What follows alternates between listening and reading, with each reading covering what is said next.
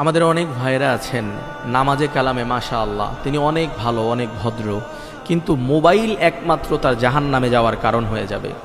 এর একটি মাত্র কারণ হলো তিনি ঘরে ঢোকার সময় মোবাইল টিপতে টিপতে ঘরে ঢুকেন, ঘরে ঢুকে সব সময় মোবাইল, ইউটিউব, ফেসবুক নিয়ে পড়ে থাকেন।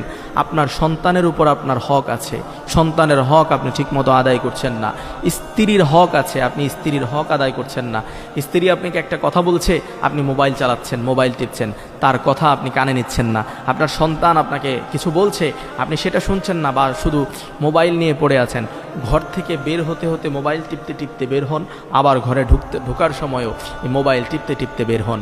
প্রিয় ভাই, আপনি মনে রাখবেন, আল্লাহর দরবারে আপনাকে হাজিরা দিতে হবে।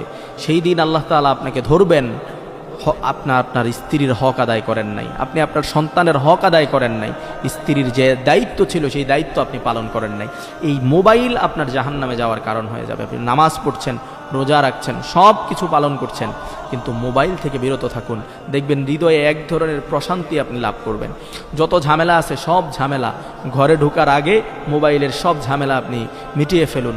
ঘরে আপনার সন্তানকে আপনি সময় দেন, আপনার স্ত্রীকে আপনি সময় দেন। যখন দরকার হবে তখন আপনি ইউজ করবেন, নির্ধারিত একটা টাইমে। কিন্তু সব সময়ের জন্য মোবাইল ইউজ করা, এটা পাগলের কাজ ছাড়া ভালো মানুষের কাজ হতে পারে না। প্রিয় ভাইয়েরা, আমরা এই যে অ্যাডিকশন, এই অ্যাডিকশন থেকে অবশ্যই আমরা দূরে থাকার চেষ্টা করব ইনশাআল্লাহ।